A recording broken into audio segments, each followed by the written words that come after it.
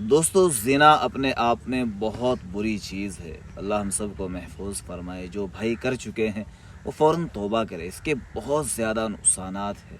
اللہ کے نبی صلی اللہ علیہ وسلم کی حدیث ہے کہ جو انسان زنا کرتا ہے تو وہ 6 خرابیوں کے اندر مبتلا ہو جاتا ہے، اسے 6 تکلیفوں سے گزرنا پڑتا ہے۔ 3 دنیا کی ہے اور 3 آخرت کی ہے۔ دنیا میں ایک ایسے انسان کو سب سے پہلی سزا یہ ملتی ہے کہ اس کے چہرے کی رونق چلی جاتی ہے۔